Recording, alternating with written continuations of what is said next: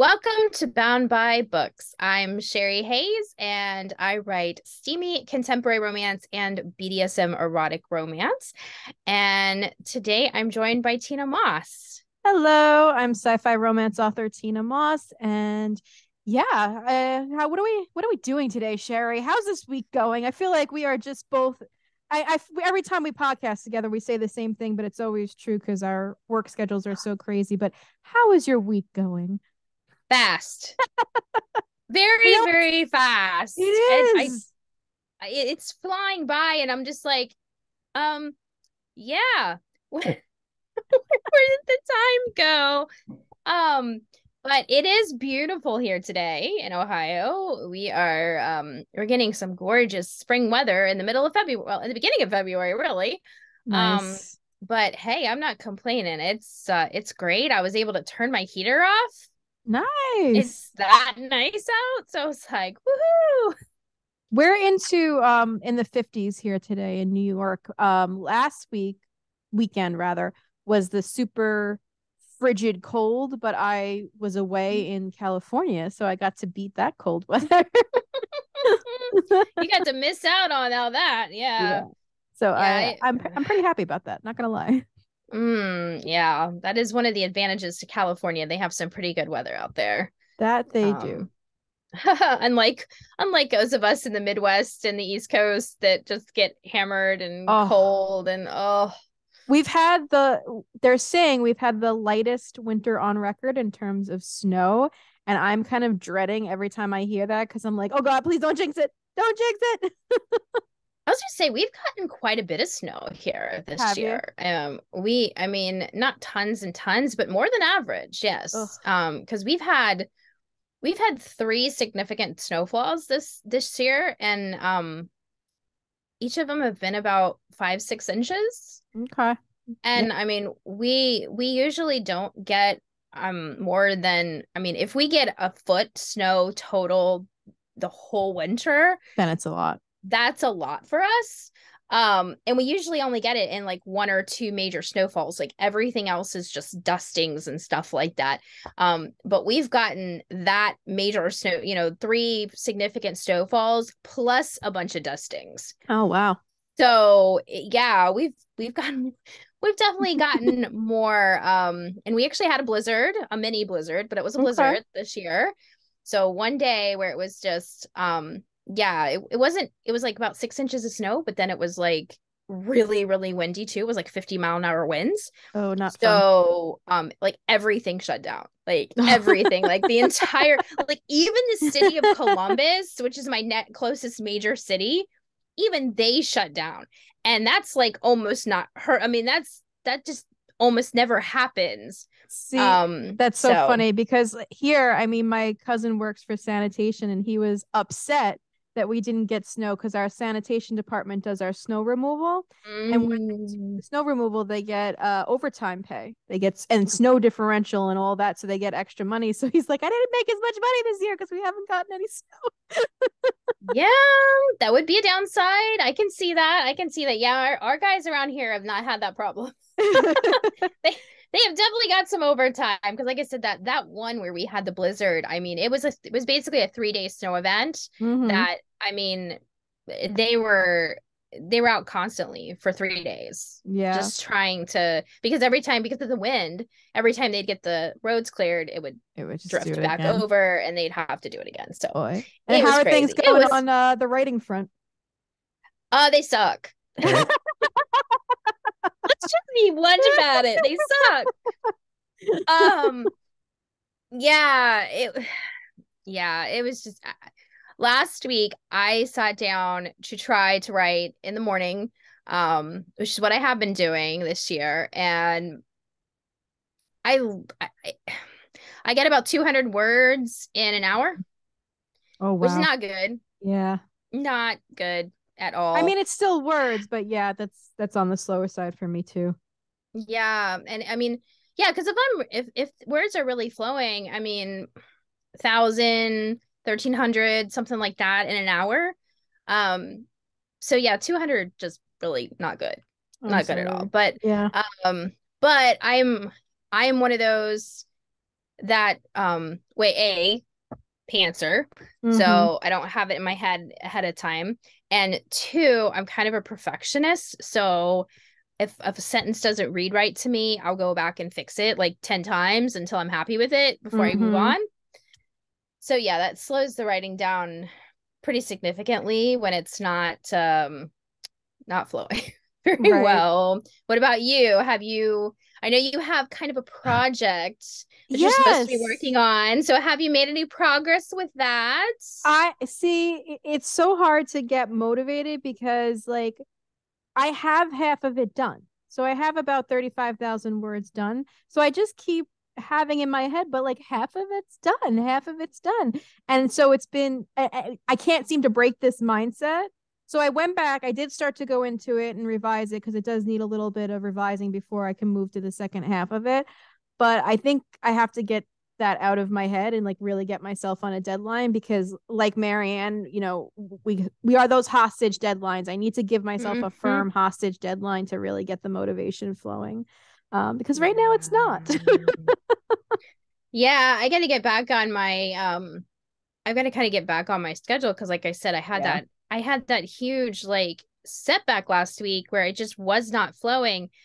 And then we've been so busy outside of the writing business with everything else Mm-hmm. that I'm just like I have no, like my mind is just not where it needs to be, and I think I'm going to have to um go somewhere Right. to take my laptop somewhere and try to get back in the groove because it's just I'm not able to focus the way I need to with the right energy here in the Mm-hmm. house at the moment. Yeah. So I'm thinking, I'm gonna have to be taking the trip to the library or Library, a local coffee cafe. shop or Yeah. something like that Well, a new environment to can see. definitely help.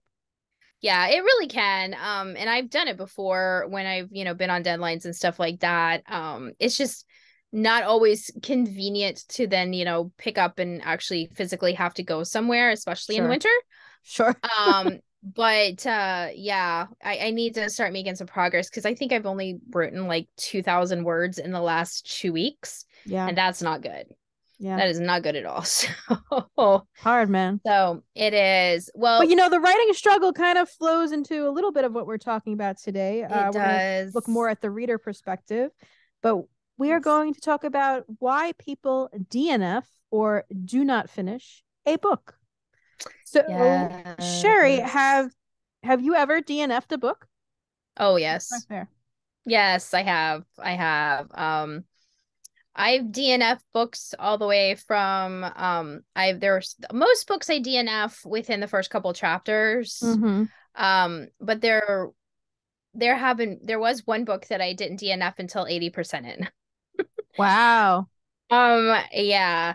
So but yeah, most books, like I said, most books, the vast majority, because we won't talk really too much about that outlier because there were Mm-hmm. very specific reasons about that. But the most books I DNF are, like I said, within a few chapters, Mm-hmm. and it is usually because of one of two reasons. I either cannot connect with characters at all. Like I don't care. Like Mm-hmm. you have not made me care about these characters one iota. They could all fall off a cliff tomorrow and I won't care. And I know you have a Or number two, but can I ask you a little bit oh about sure, that for a second? sure. Because I'm curious. So, you say you do not care about these characters. Can you pinpoint like what was lacking in the writing maybe that made you not care about that? Usually it's okay. I would say that it's maybe I'll have to explain this, but I would document it as being too clinical. Mm-hmm. Okay. So, what I mean by that is it's he did this, she did that, they did this, she went here, they went there, this happened, but you haven't created that emotional, the author has not created that emotional connection that I need. Like, I don't understand this customers, oh my goodness, characters, this character's motivation or reason for doing something. Like if somebody, you know if somebody broke into their apartment, okay? Yeah, that's horrible, Mm-hmm. but you haven't like I'm not feeling the person's nerves or terror or anything like that. If I am not feeling their things, like if it's just like, oh, somebody broke into this apartment and some of my stuff is missing and maybe I should call the police or should I don't know. I mean, it's like, okay, you don't seem like you're all that scared. Yeah. You know, And that makes sense to me because I'm a very character driven person as well. And nothing drives me more crazy when there's like a really fantastic plot line and I would love to keep reading, or it's very, intriguing from a plot mhm, perspective, but the characters are wooden or the characters are, very one dimensional. It's just like mhm. it's the quickest thing to take me out of a story for sure. Yeah, yeah, because you have to make me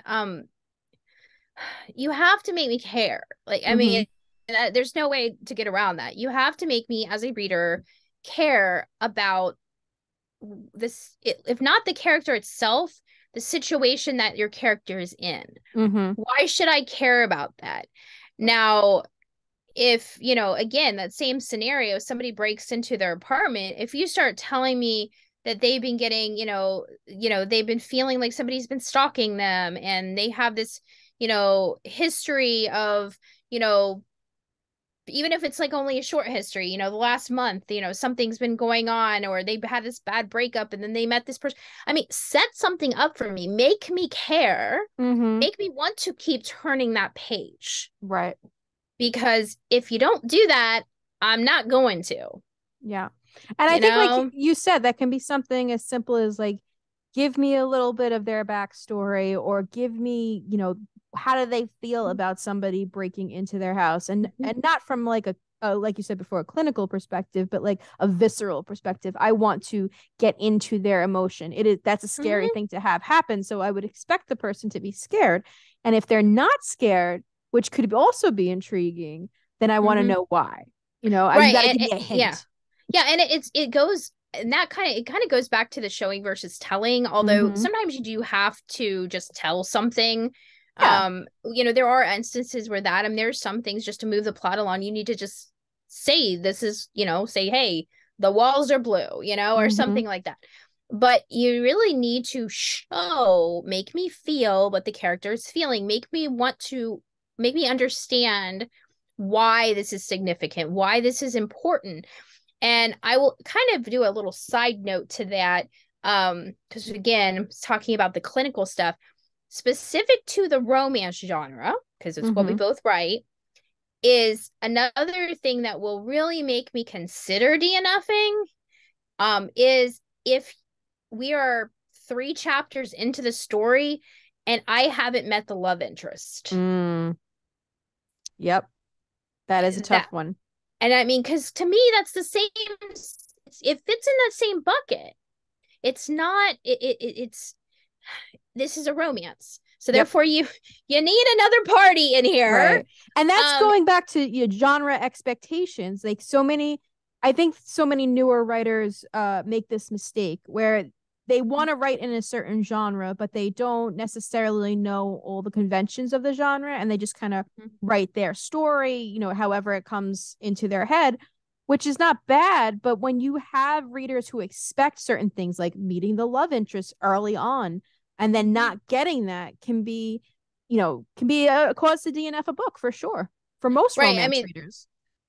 right. I mean, it's no different really if you're marketing something as a steamy contemporary romance, or for your sexy sci-fi romances, and then nothing happens. Right. Oh my God.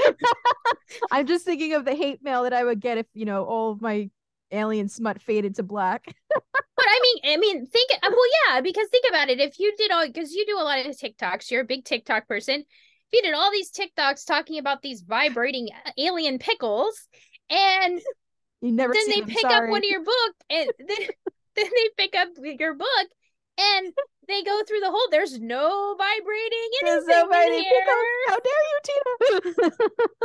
So yeah, it's reader expectations. I mean, if you put a bunch of tags on your book that say, or your blurb, if you put in your blurb, hot, romance, or, steamy or spicy, or any of Right. those words that signal to a reader that, you know, they're going to be reading. Again, same in other genres. You're talking about, if you present something as a fantasy romance and it's a straight historical, Mm-hmm.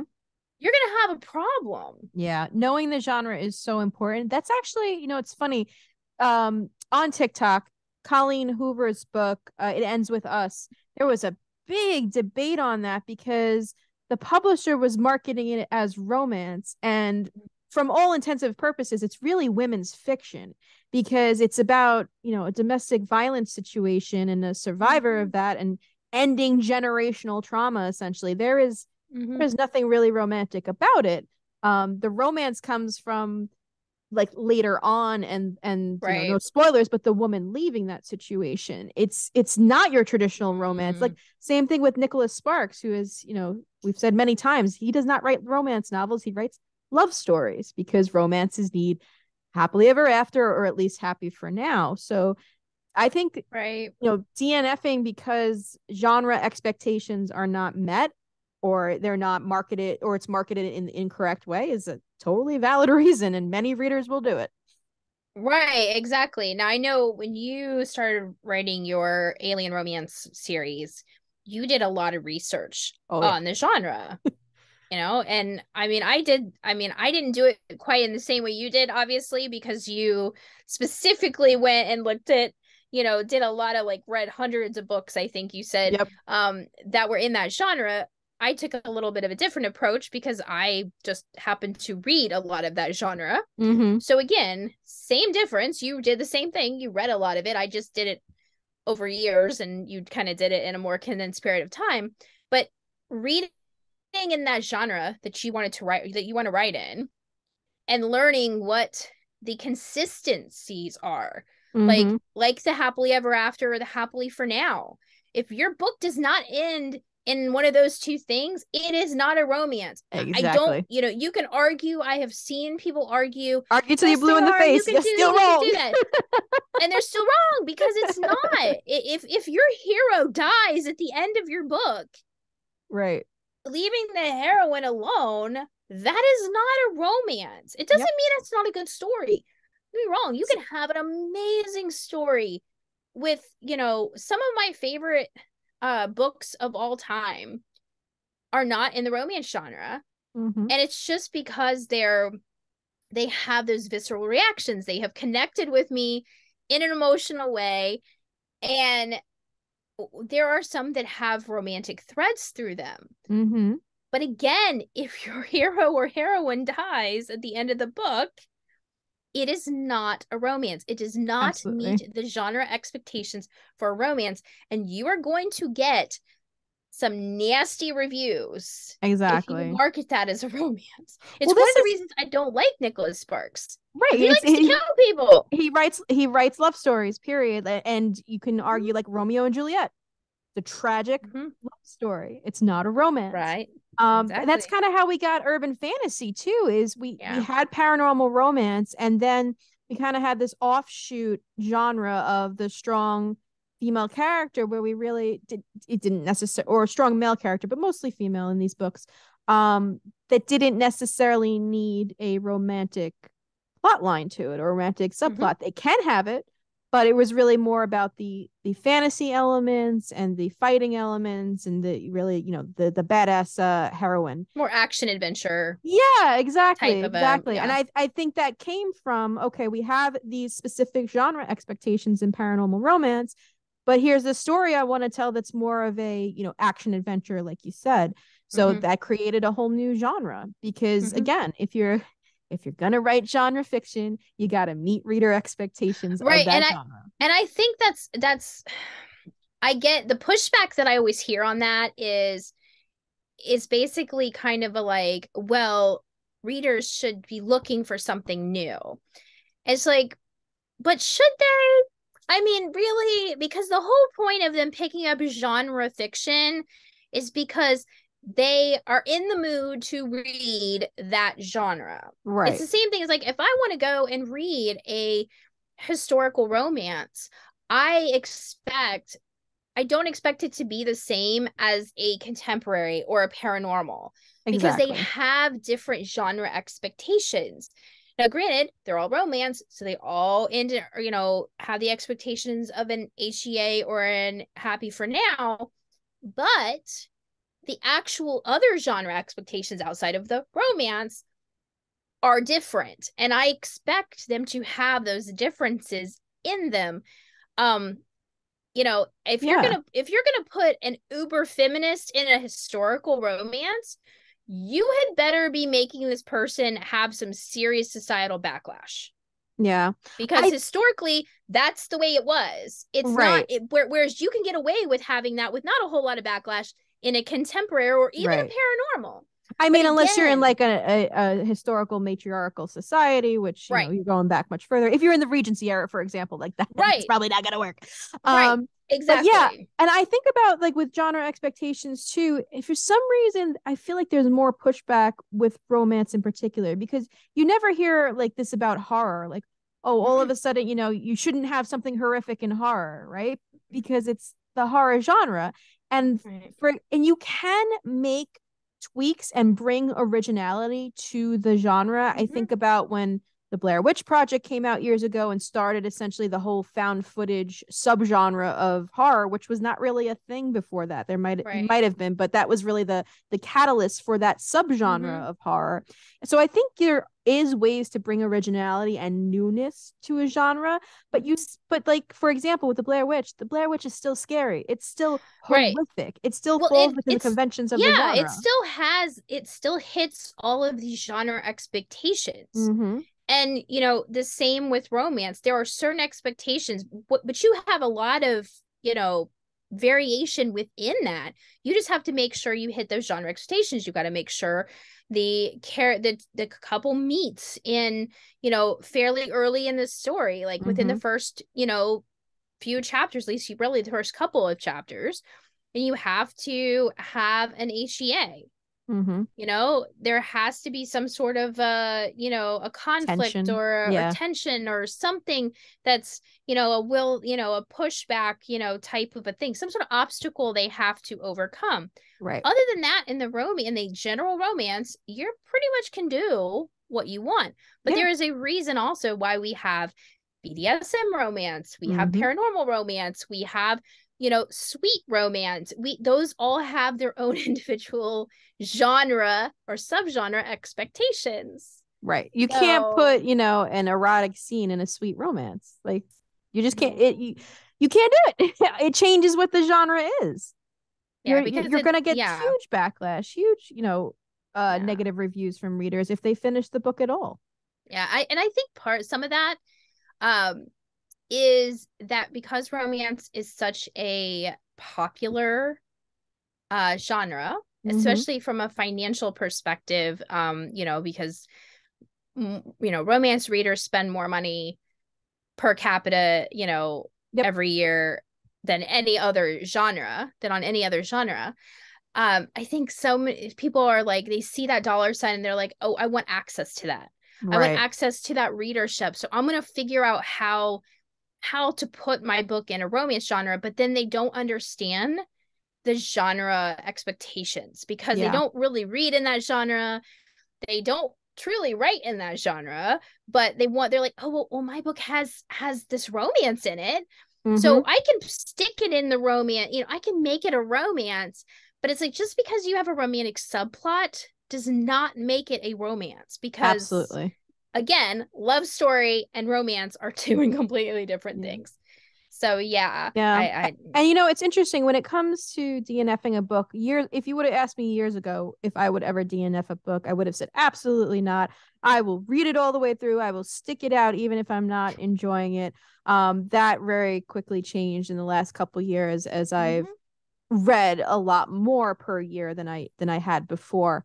But recently I had a situation that was interesting, and I've never DNF'd for this reason before.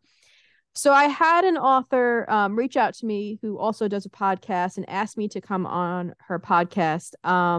and in exchange, would I blurb her book?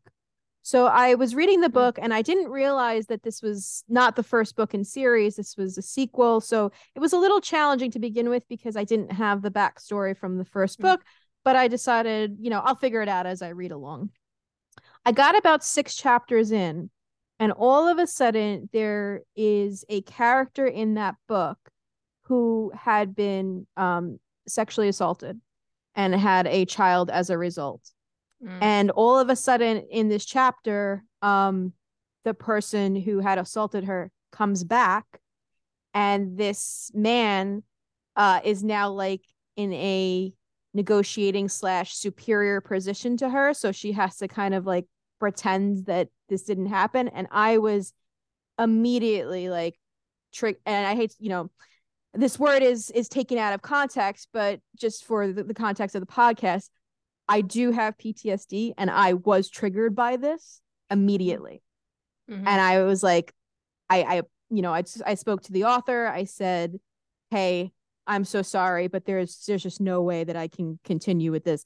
And I have never been triggered in that way before, regardless of what I've read or watched. But it was such a visceral reaction that I was like, there's no way. I cannot continue with that.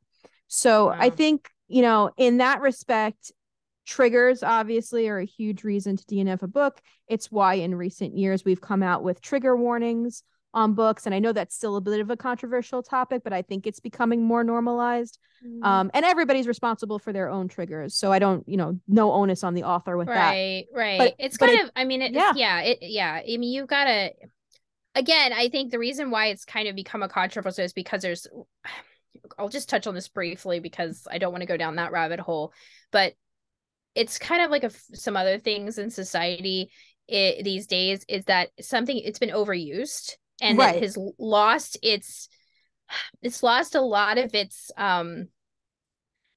impact, because you have people saying, trigger warning, this has an HEA. It's like, come on. I know. It's very infuriating for me too, honestly. And again, we won't dive too deep into this, but it is very frustrating when I hear people say like, oh, I didn't get my cup of coffee on time, I was so triggered. I'm like, no, that's not how that word works. Right. That's not what that means at all. Yeah, it's like, I get certain things. I mean, because again, I have a trigger warning on one of my books, only one.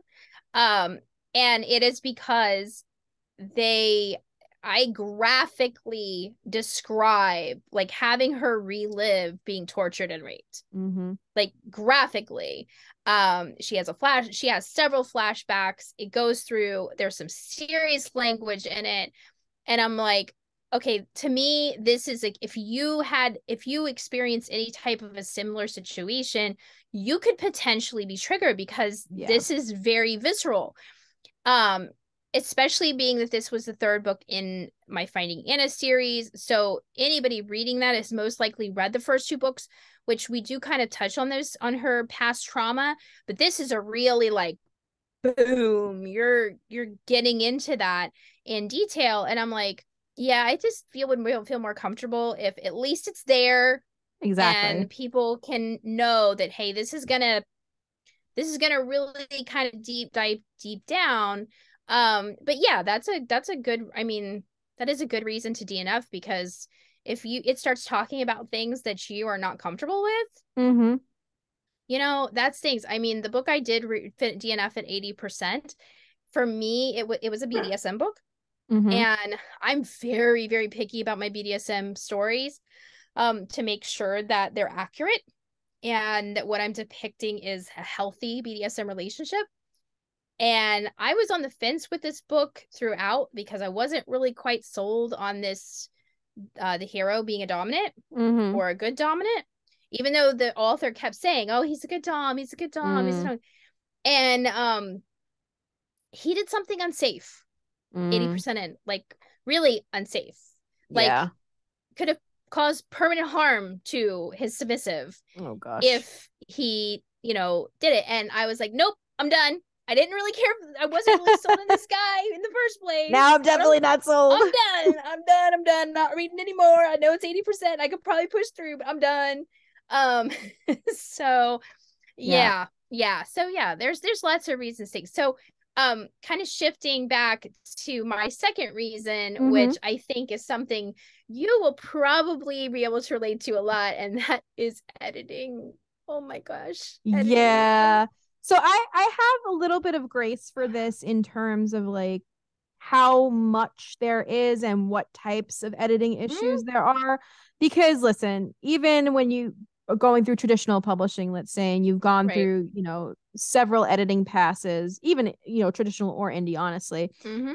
there's still most likely something's going to slip through, right? There's Right. something that's going to be like, a wrong verb usage or an incorrect grammar.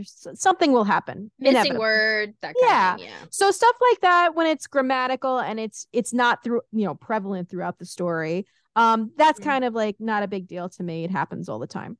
It's when there's like we talked about this a little bit before, the glaring plot hole. That's a rough one for me to get past. Glaring, yeah, glaring plot hole. But I will say, even grammatical errors, again, kind of what you said before, it depends on how prevalent they are. Exactly. Because if I've read just one chapter and and I've been taken out of the story 10 times because Mm-hmm. of grammar or spelling or, missing words or whatever, that's a lot in one chapter. Yeah, for and sure. and I'm like, it doesn't give me high expectations for the rest of the story. So I'm like, do I want to continue? It puts me in a position where I'm like, okay, is the story itself intriguing enough for me Mm-hmm.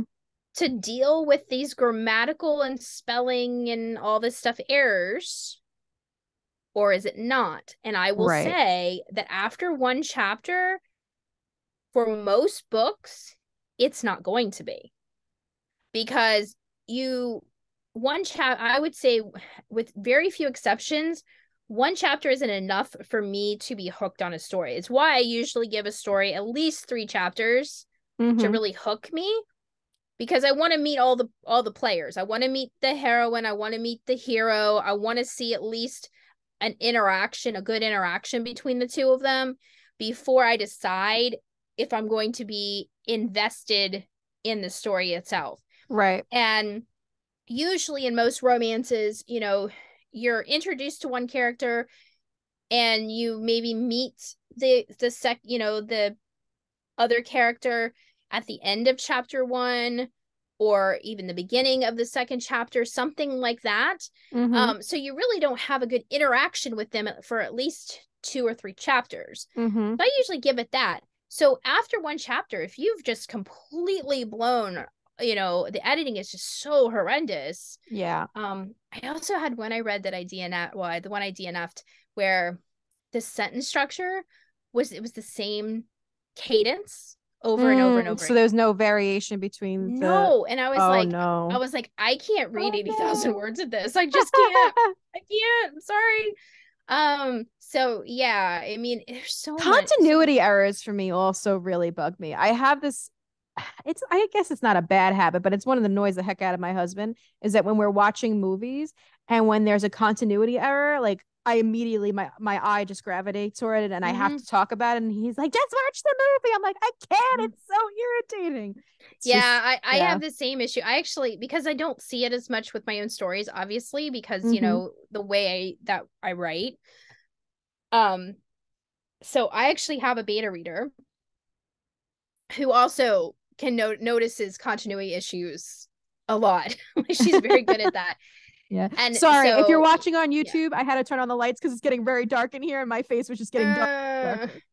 that's okay. So Yeah. So, but yeah, I mean, she reads it and reads through it before it goes to my editor to try to catch continuity issues. uh-huh. And yeah, I mean, she'll pick up on the weirdest things sometimes. Like she picked up on um in my last story, I had made my character's youngest son 22 Mm-hmm. and mentioned his college graduation.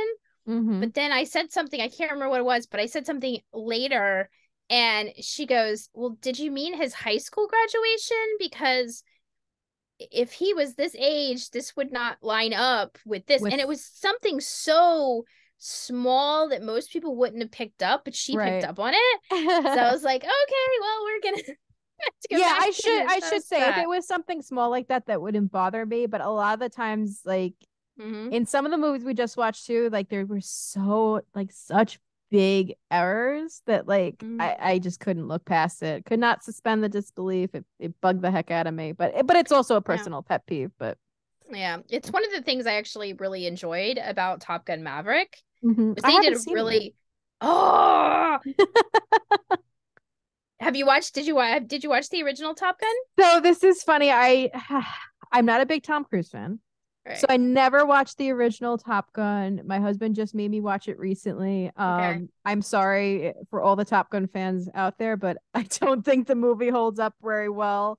I have heard that Top Gun Maverick is incredible though, so I Mm-hmm. will watch it. But the original I was not blown away by. Yeah. Yeah. Well, A, remember that this was made 30 years ago. Yes, yes. So we have to kind of I like remember that this the 30-year-old movies I special like. This was not special one. effects were not quite the same and the budget wasn't quite the same. But yeah, this it was really good. But they did really well though with the continuity. Like Nice. they did a lot of tie-ins with the original movie and that were really, really good. So yeah, but continuity is a big thing, especially if like you said, there's glaring things like Yeah. big, huge things So like, I would say from a writer perspective, like things to think about that we talked about just as a little mini recap, meeting genre expectations, managing triggers, and that's really on the reader, but in terms of managing triggers for your book, like decide is it something that I want to include, knowing that people may DNF. Like for example, there is a scene in Aliens Captive for me that I did feel was important. It's a torture scene. It is off the page, so I don't describe it in graphic detail, but it felt like it needed to be in the story and it was an important part of it. Making sure that your book is well edited for both grammar and continuity issues. mm-hmm. Yeah, those are, I think, our big ones. Yeah, definitely. I think, and from an author perspective, because we've kind of talked just in general about DNFing, Mm-hmm. and the reason we decided to do this topic today, because the podcast is mainly directed towards authors, although we do touch on reader issues as well. But this one is important for authors when they're, so they can keep this in mind. Mm-hmm. We want readers to read our books and we want them to enjoy our books. Yep. And so understanding why readers don't finish your book It's important. is important to know. And that's fine. If you choose to do something and go into it knowing that this is something in this story that may cause a reader to DNF. Again, my Finding Anna series is certainly a perfect example of that because of the subject matter in the story. There are people, it's just not the right story for them. They're going to DNF it because they do not like the subject matter. But I also try to make that very clear in the blurb as to what they're getting into. So there is no, misinterpretation of what the subject is. exactly. But from an author perspective, you do need to be aware of that. You need to Yeah. be aware of if it's something that you can fix with genre expectations, editing, or is it something you just need to kind of prepare yourself for? Because the more controversial your subject matter is, the more likely you are going to get negative reviews or DNFs just Absolutely. because of the nature of the beast. Yeah. And just So, remember that not every book is for every reader. So it mm, doesn't really matter in a way how you write your book in terms of those trigger issues because like Sherri said, the more controversial, yes, the more issues will arise, but that doesn't mean there's not readers out there for it. But mm-mm. Finding Anna is the perfect example. Your Finding Anna series, that's your most popular series. Yes. So Yes. Yeah. that's just a perfect example of how there is a book for every reader, as long as you're, making sure that it's the best book that you can put out Right. and that you're not just kicking readers with the genre convention things, that you're not putting out something Yeah. that is, that you call a romance that's not really a romance, Yeah. etc. So this is just kind of, again, we just want to kind of wanted to touch on this subject matter because there's no I get a lot of newbie authors that they get DNFs and they don't understand why. Mm-hmm. And this hopefully has given some understanding or some, reasoning as to why. And some of it's stuff that you can fix. Exactly. If you have continuity issues, fix them. If you have, spelling and grammar issues, fix them. If you need to have a trigger warning on your book, then add it. Yep. If you need to change your genre, so the genre expectations are met, fix it. Yep. There are things you can do to minimize it. So, hopefully this has helped. Yeah, I think we did good. I think so too. All right. So too. Well, thank you so much for joining us this week in another Bound by Books episode, and we will see you next week. Bye. Wait! Before you go, don't forget to like, comment, and subscribe, and check us out on our website, boundbybookspodcast.com.